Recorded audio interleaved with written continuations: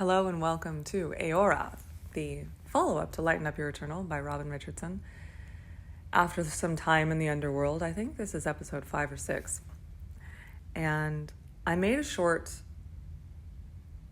video on this on YouTube on this topic, but I want to go way deeper into it. And the topic here is really looking at the two futures of Earth. And I believe that there are two futures, and they're both going to happen. And the question is, which one are you going to be aligned with? Which one are you going to experience? And I think the New Age movement has really adapted this in terms of New Earth, Old Earth. You might have heard this 1,000 times.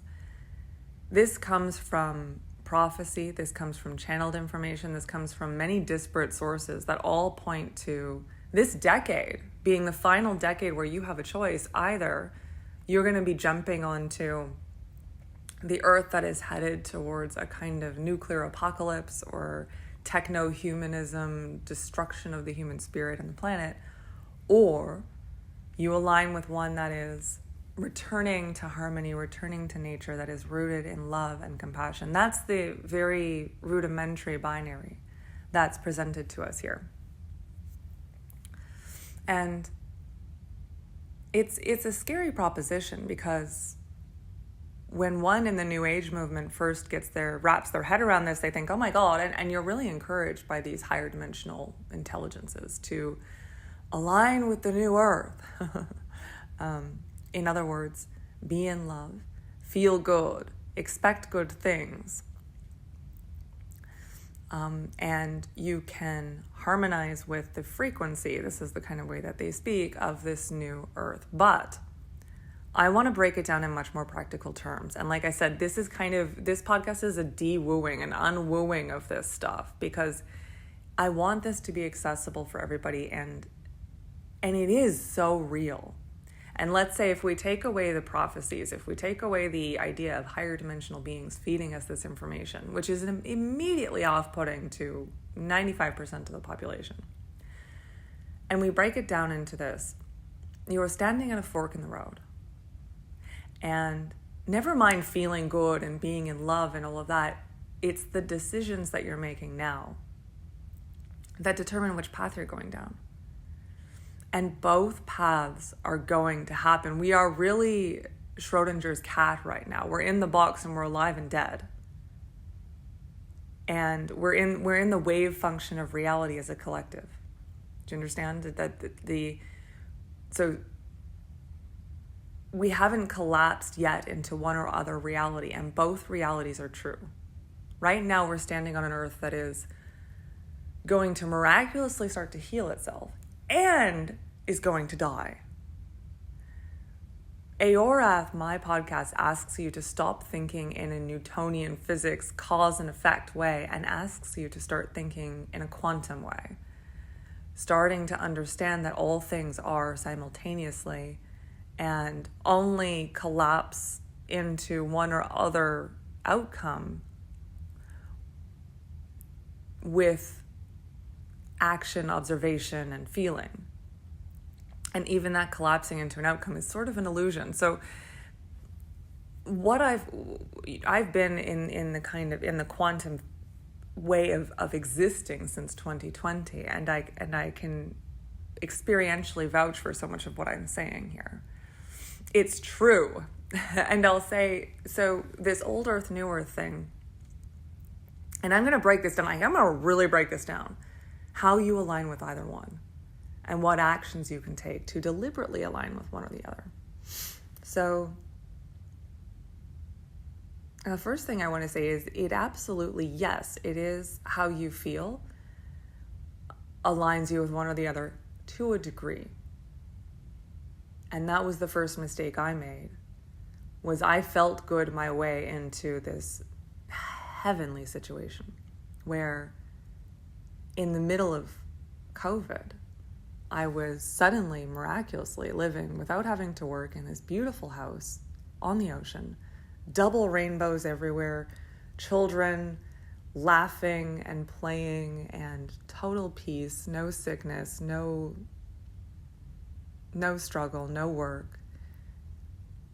everything I wanted was delivered to my door. I am not joking. This is real. And I've been pulled down into a hell dimension where everyone was drunk and angry and everything was non-functioning, like a Kafka novel. So both of these realities exist at the same time, and right now I'm in a big city, and that can be such a fast way to see it. I mean, if I'm aligned with gratitude and love and joy, I'll walk down the street and everything will be that peachy, beautiful reality, and everyone will be nice. The next day, I'm out of sorts, I'm out of alignment, and it's a nasty, loud, crowded city. And you really, really are dealing with two different realities intersposed, and you're bouncing between them constantly. And the way you can see this too, it depends what kind of mind you have. You can either look at this in a really quantum way, like you are the observer collapsing the wave function of your reality at every given moment. And the way that you observe it determines how you collapse it. Or you can see when you're feeling good, you are more likely to align with things that reflect feeling good. And you're more likely to notice things that feel good. But I do think there's something deeper to it, much deeper to it than just,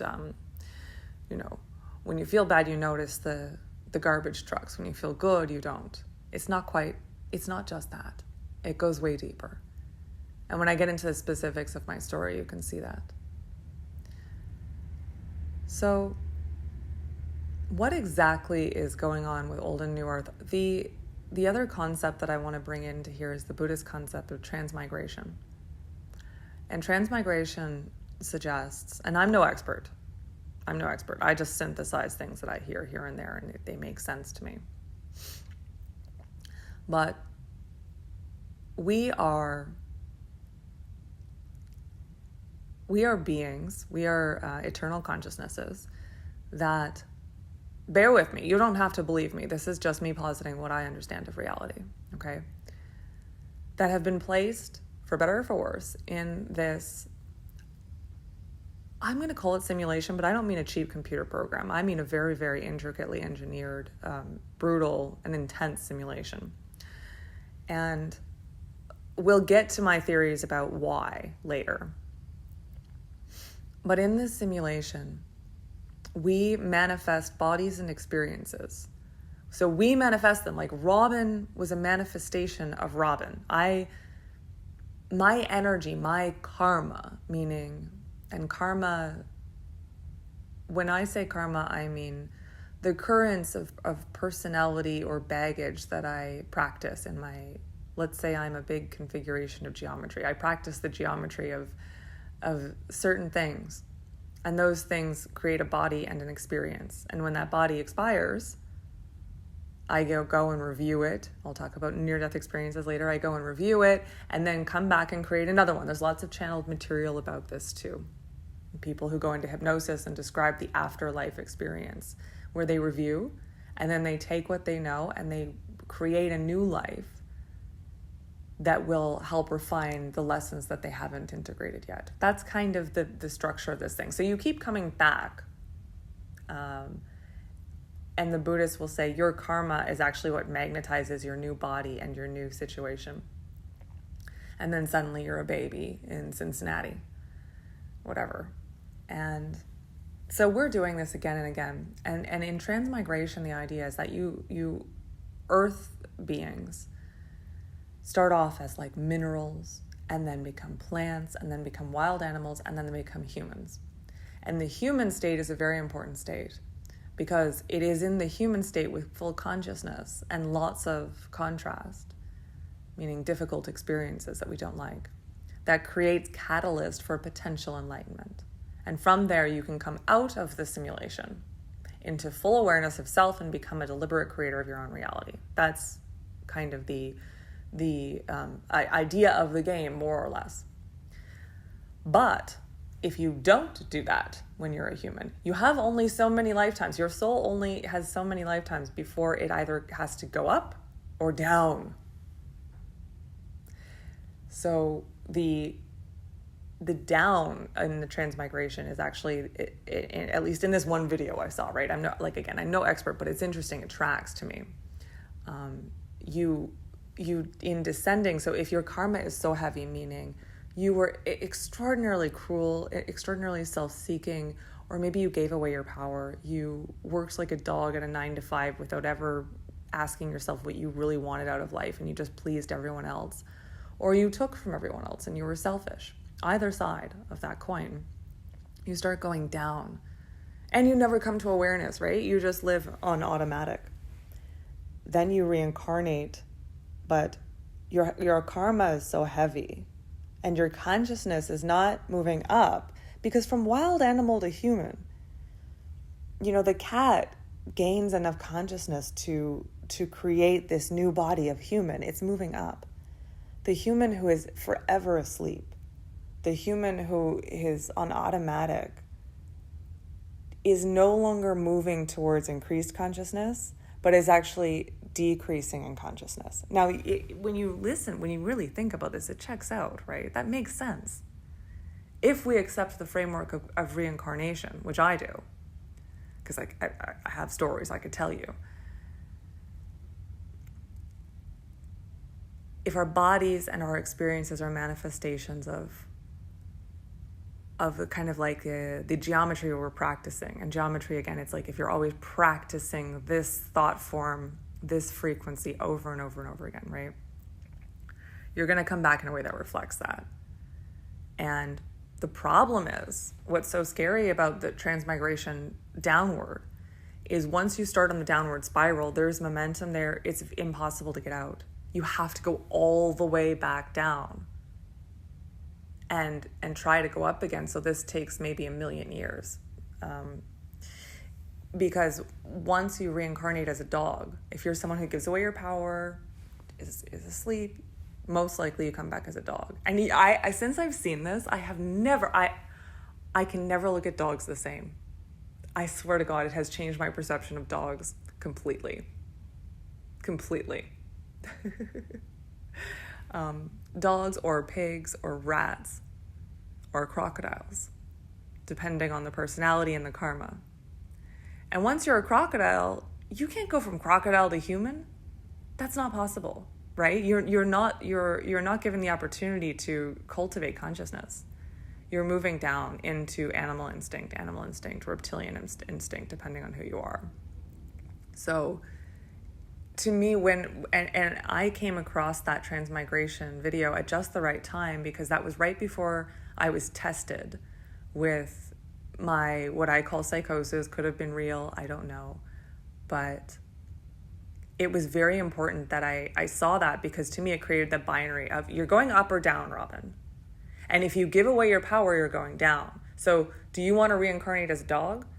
Because if you say yes to this proposition, you're doomed for 1,000,000 years. I mean, that's a really, so here's what I say. If everything I'm saying sounds insane, here's how I process information, okay? As human beings, if you look at the history of science, what is it, like every 20 years, every 10 years, every 5 years, every 2 months, that it disproves itself, that a new understanding is formed and the other one is obsolete. Grasping at objective reality as a human it's almost impossible. It is impossible, really, especially when we get to the meaning of life. It's so elusive and complex and constantly rearranging. And we can't possibly grasp it. And once we do, it could be entirely replaced by something different. So look, I'm not against discovering objective reality, but what I'm saying is I don't worry about it too much as Robin, because what I do is I take the most useful reality belief system. I choose my beliefs based on how they help me navigate the world most effectively.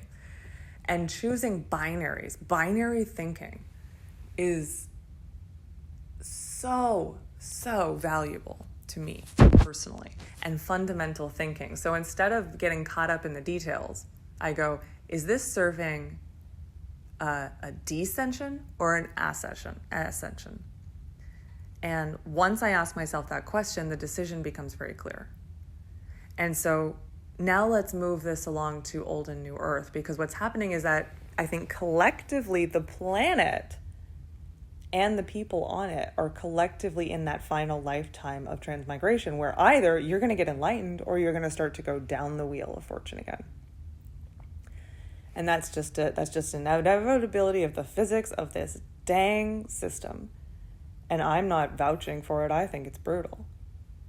But it's what we're in, and it is brutal. It is brutal. I spent a lot of my psychosis trying to change the system and save the old earth because I didn't think it was fair, but nothing can be done. From as far as I know now, that could change, but so what we're looking at is the two earths, the one that's ascending and the one that's descending. Now let's zoom in on what it means to descend. And I will say that the majority is descending. And I think one of the things I've had to do is not invalidate that. Go, okay, if you want to descend, that's a valid experience. I went to hell and I walked through hell, and that was a valid experience. So trying not to be too hung up on the tragedy of that. And I'll explain, we'll get to a very physical way that this plays out and how to choose the new earth. And it's not just feeling good. I think the New Age system really tricked people into that. It's kind of a false light. It's action-based. So the old earth is going to lock down on more of these karmic traps, meaning taking power and giving it away, predominantly. And this is done through, and this has been in place since, I think that the moment I'm in North America, and so you can see very clearly, because North America is still so new compared to Europe and Asia, our history is we're still fresh from colonization, really. So I can see the turning point for Canada, where when you had Indigenous cultures living on Earth, with Earth, we were on the right track. That was correct. That was what we need to return to. And with a combination of really harvesting the land, industrialization and colonization, we started to create the descension process. And where I see the major split there, and that book, Sapiens, talks about this pretty well. Basically, humanity went downhill after we stopped hunting and gathering. As soon as we started to harvest food, things started to deteriorate. And you can look at as well this expansion philosophy and convenience philosophy. So what it's doing is it's creating the illusion of evolution by investing in things outside of the human mind, outside of the human spirit, outside of the human's well-being. So technology, production. So this is why you look at Elon Musk, and he wants you to have more kids, and he wants you to produce more. And the old earth wants you to work hard, to produce more, to make the world more efficient.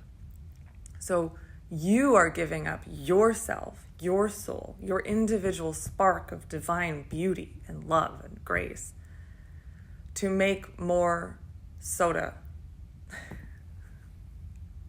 to make more cars, to make more.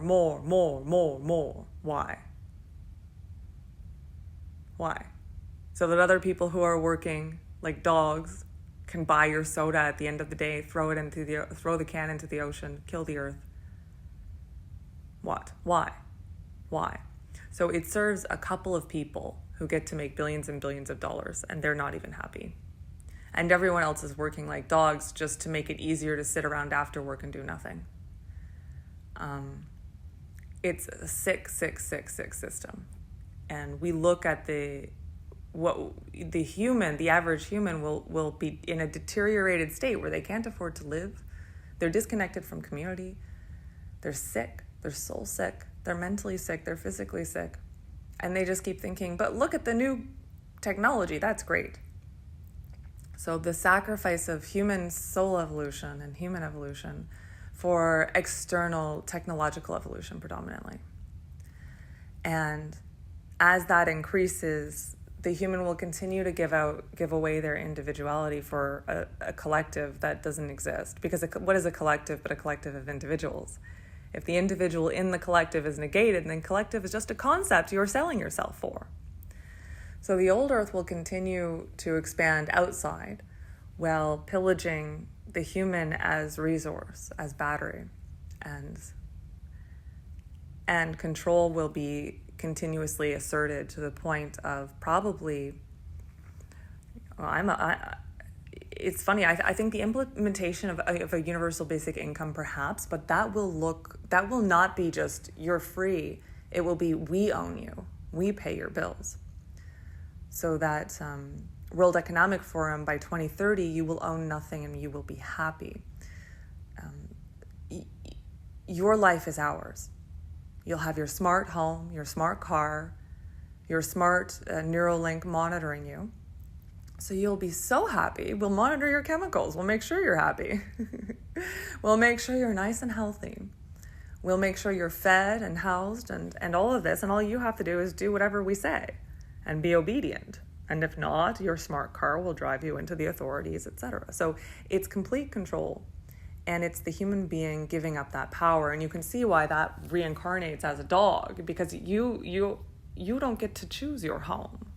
You don't get to choose your life. You're being taken care of by the big daddies, more or less. That's one vision moving forward of the future. And there's a few timelines here on the old earth. So that's one where, and eventually you get merged increasingly with the machine, the Neuralink. I see that as paralleled with I think that the Antichrist story kind of taps into that, because the uploading of human consciousness into artificial platforms and into technology, and a lot of these tech people are excited about immortality. Well, that immortality means you no longer go into the cycle of reincarnation, but you live forever in an artificial intelligence. And so that would be the mark of the beast, as far as I can see, certainly. And it makes sense. You would need it to buy or sell goods, right? You need your Neuralink to tap in so we can keep track of your social credit score, because instead of money, it would be social credit score. Are you a good person? Not are you a good person. Are you a good girl? Are you obedient? Okay, fine. We'll let you do this thing or not. So you're no longer reincarnating, you're stuck in this limbo, controlled by others. And that's a horrifying, that's probably the greatest sin humans could commit, is to stop the regenerative process of death and assert total control over consciousness, not just the body, but consciousness. So to me, that's the scariest thing that I've ever seen in my life, much scarier than the annihilation of the entire world. But then in other versions of that old earth, you will have that. You will have those guys actually kind of fall apart. Everyone fights. You see wars, you see famines, you see global warming. And global warming, of course, will be used. Global warming will either take us out and we'll flail trying to stop it, or it will be used as the final excuse for total control. That's what Handmaid's Tale is about. You can see the world is dead or dying, and well, I don't know this. I just observed that a little bit from season 1. I didn't watch the whole thing, and I haven't read the book. But it's a very good. You see how obedient everyone was when COVID happened. So imagine global warming. The environment is dying. You must submit to the authorities in order to save the world. So so global warming is going to be the catalyst on both New Earth and Old Earth, in my opinion, is saving the planet. So you save the planet in one of two ways, right? Either in two timelines on the negative, it dies. It just dies. You don't save it, it dies. And the other one, you give up control to the authorities. And the authorities are not good people. They never are. And that's Old Earth, where either you're descending into chaos or you're giving away your power and you are eternally damned. New Earth. the positive trajectory here that I see, and I can see a lot of you being like, what are the other options? Well, here's the thing. I think, and here's the thing too, they're going to coexist. So we're not going to be able to collectively, like the whole world is not going to change. The most of the world is going to either die from global warming. I'm so sorry, and war and famine, or give away the power and be part of that elite class that is also powerless. But there are going to be pockets, bubbles. And this is something I saw really, really clearly in my visions, in my descent. And remember, in my experience, I haven't talked about this in the new podcast yet, but I spent 9 months in a visionary state completely. I didn't live my life. I was just in other dimensions and other timelines and seeing all of this stuff very clearly. So I saw that. I saw the earth dying, but all of these pockets of Eden. And they were little bubbles all over the world. And they're new earth pods, I call them.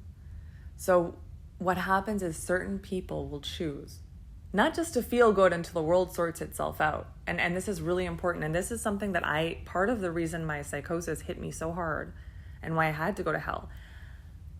I wanted to manifest this new earth just by feeling good and being in love and running away from everything that was bad, spiritual bypassing, which I will talk about. I held myself there for 3 years, but I couldn't stay because it wasn't foundational. It wasn't rooted in action. Was I a loving person? Yes. Was I aligned with New Earth in my priorities? No. I thought I was. And if you asked me, I would have said so.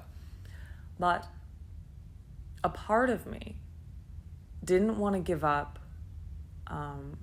a weird little fantasy about jet setting around the world and being rich and famous. I didn't know I wanted those things, but until the bad guys started offering them to me very aggressively. And even when I said no, they kept pushing because there remained parts of me that wanted it. And until I was ready to fully commit, and only recently have I fully committed.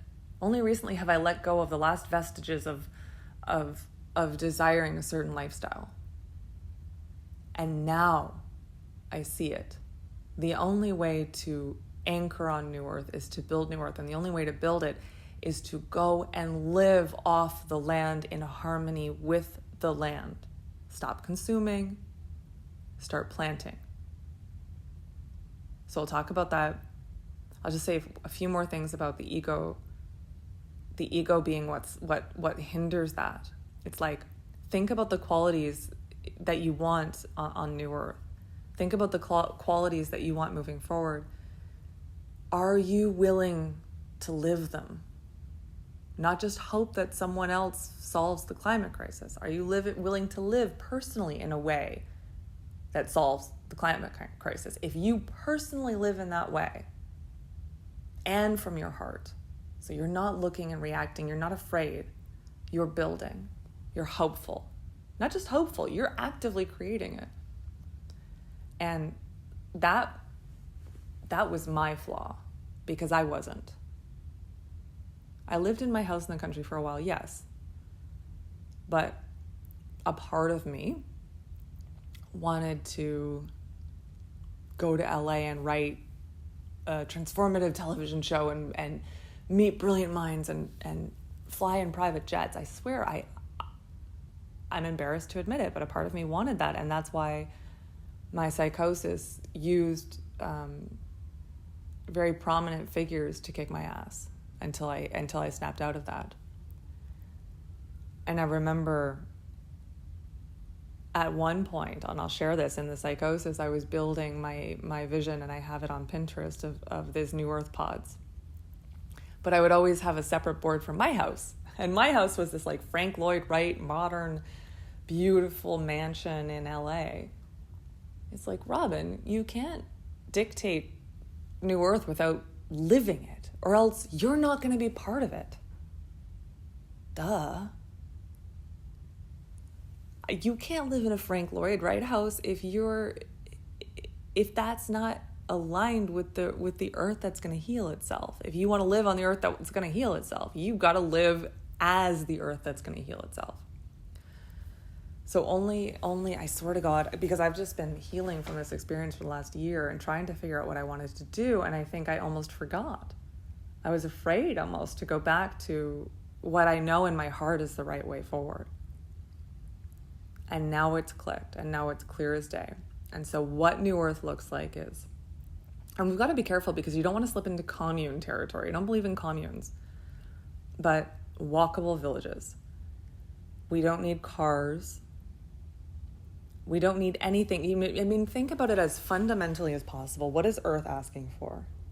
And what are our souls asking for? First of all, our souls, you don't need to go work. This idea, what are you contributing to society? We do not need any more contributions to society. Trust me. We need less. We do not need another product.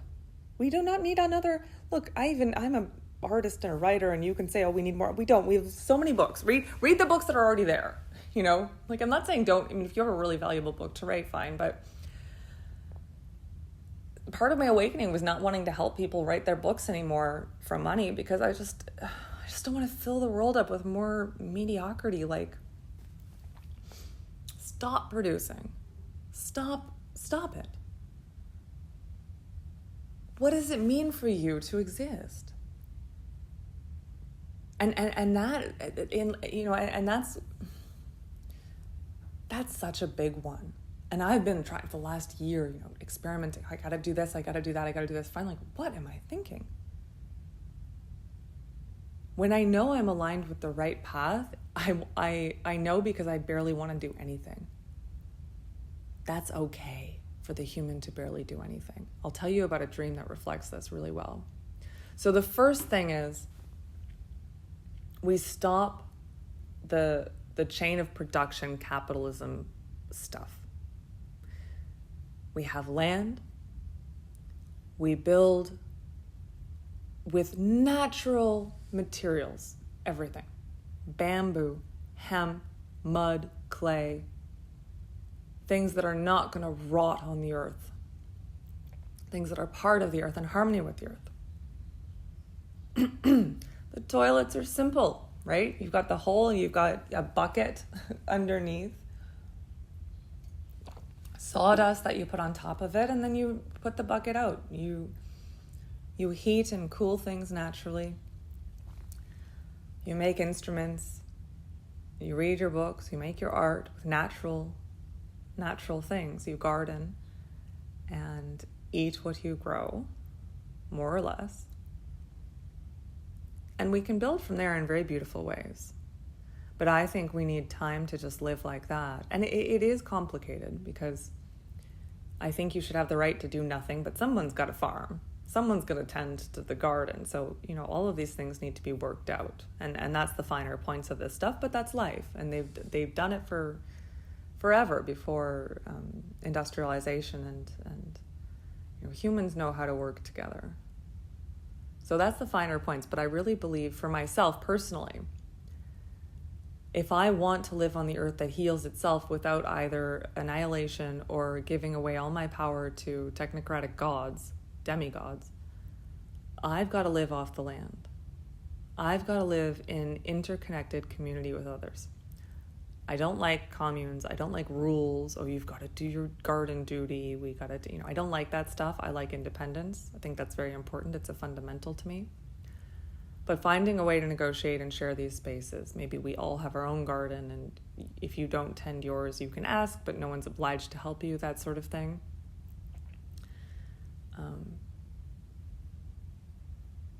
We honor ourselves in these spaces. We heal.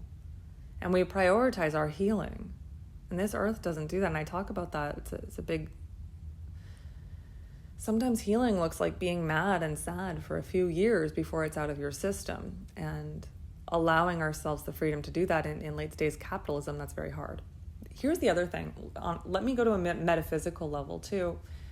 Old earth is... you work for money, and money is in exchange for your time and effort. and money is what buys you things.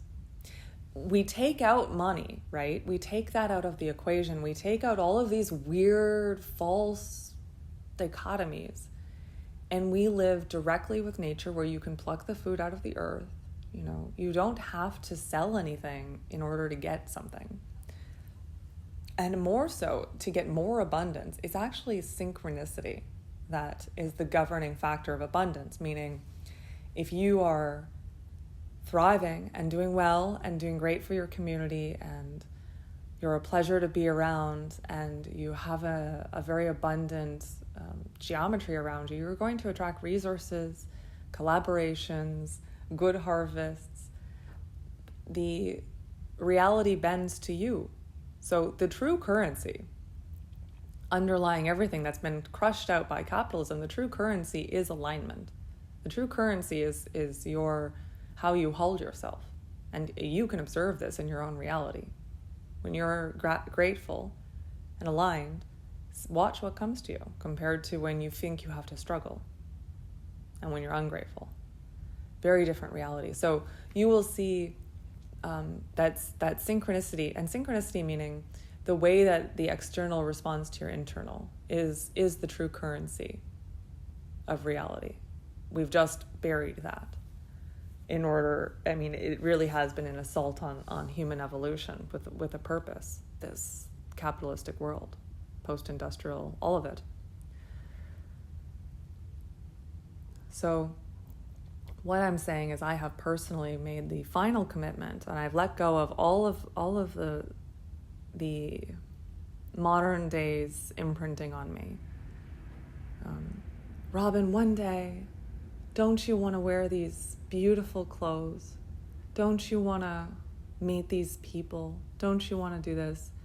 And I finally let every last piece of that go. And I'm finally ready to buy some land, put a yurt on it, put my feet in the dirt, and grow some food. And find some good people to do that with. And though those are the pockets, the way I see it is, those people who are doing that will not participate in what's going on in the rest of the world. And those pockets will live in their own little Edens and eventually come out and start rebuilding from the rubble of the rest of the world. And that's what the two earths, that's how that will really work. That's how that will really work. Everyone will be living in different realities. And I do see three, because I see the new earth living in harmony with the earth, and it's harmony with each other, harmony with the self.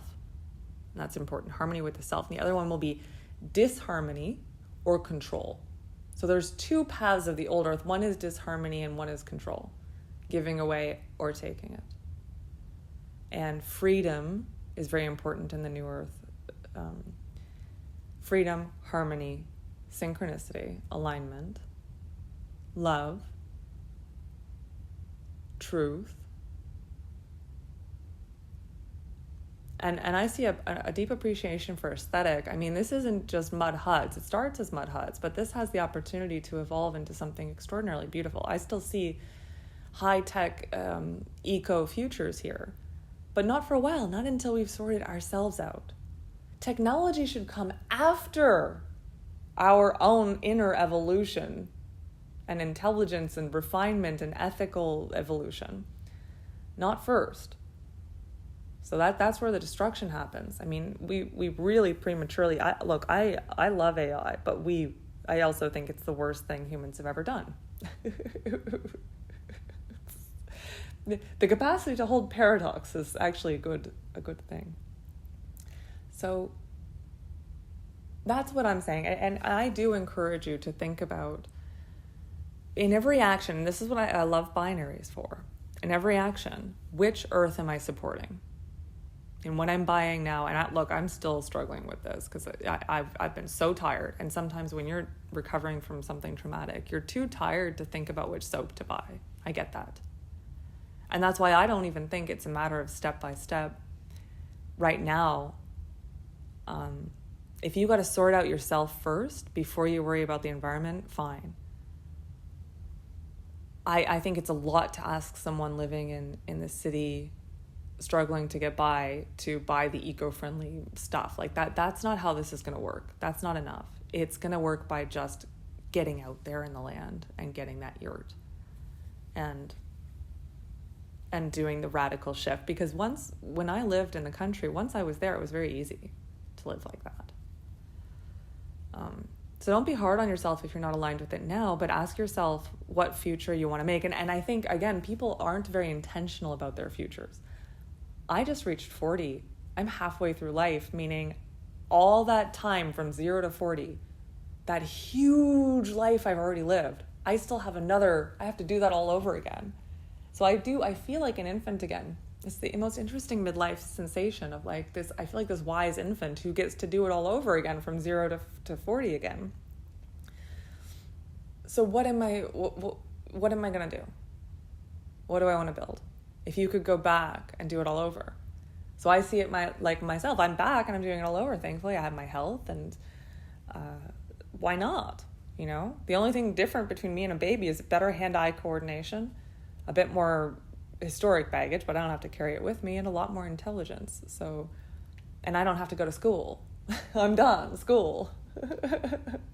So, what future do you want? Now, the hardest thing about this New Earth building is two things. It's money. You need the money, and I know that that's hard. And that's why I do teach manifestation, because making money through work is, especially increasingly, and COVID did this in part, made small businesses almost impossible. Now the new algorithms online make it impossible to push your business on social media. Exchanging time for money is becoming increasingly impossible, and there is a war on entrepreneurial endeavors and the creative class. So I think you really have to literally learn manifestation and bring money in that way. And I swear to God, it works. I haven't worked in 5 years. It's scary, but it's very possible. So I'm not saying give up your job. I'm saying on top of that, use manifestation techniques. I don't care if it sounds woo, it works. And bring in $300K, buy some land, build a yurt, but you also need people. I can't do it alone. I couldn't, oh my God, mowing my lawn. I had an acre of land, and just mowing the lawn, never mind all the other stuff, stacking the wood. Mowing the lawn took me 3 days because it was an acre, and it was also an uneven acre, and I had allergies, so my nose would be running. Like, oh God, it's so much work. That's just to mow the lawn, never mind the gardening. Never mind, making sure the septic is refilled. I mean, it's so much work. So you really need people. And I think that's kind of, so New Earth isn't just about the intention, but it's about being a master of manifestation and being able to manifest the money, the means, the people, the community. And that the community part is scary to me because I find people challenging. I do. So I think having as much autonomy as you can in there, but sometimes you need help. I mean, especially us women, I hate to say it, but we're half as strong as the men. I just literally physically can't do the work.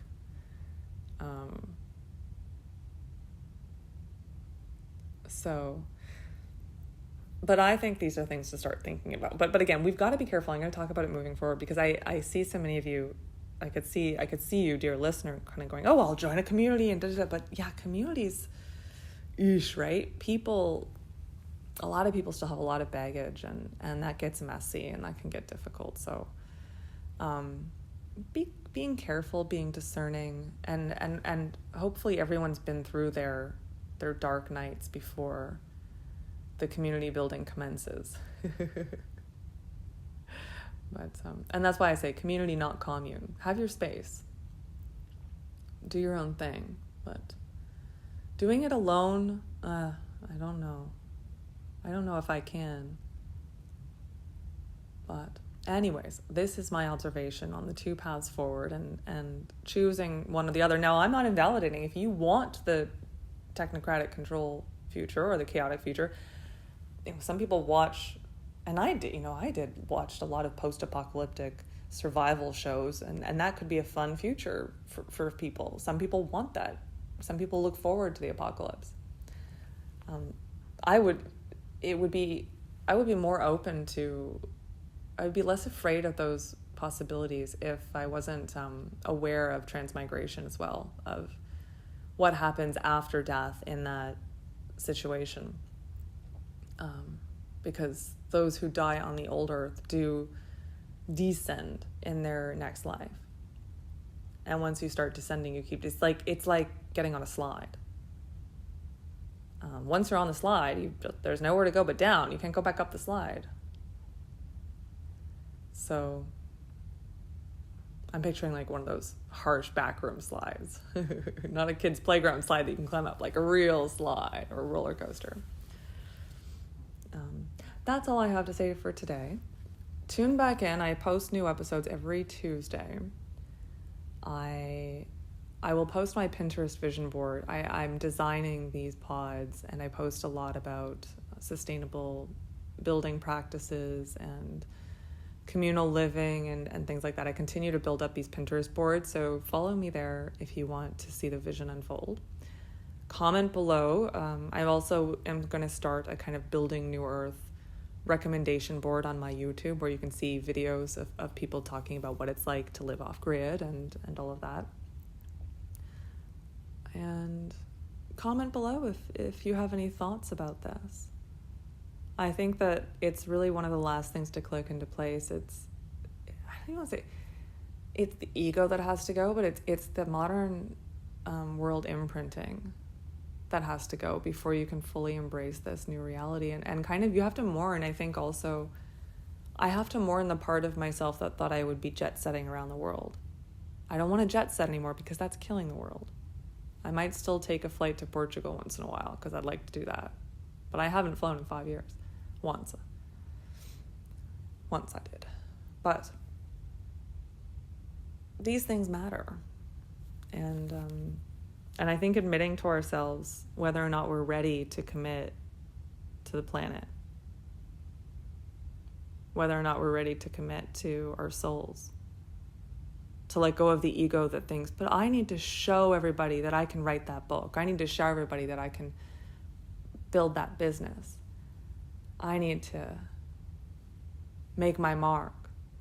Can you let that go? And instead of making your mark on the planet, tend to the planet. And those are two big... I was speaking to someone just yesterday who travels a lot and likes to observe cultural norms. And he talked about that North America has a real expansive desire, where other parts of the world are happy to just tend to what is and go inward. And New Earth will require going inward, that's for sure. So, like, follow, subscribe. If you want to leave it... Now, Eorath is new, and I'm trying to get back the old listeners from Lighten Up Your Eternal. So if you've appreciated this, please leave a review on Apple Podcasts would be great. It will help boost us in the algorithm and help people find us. And until next week.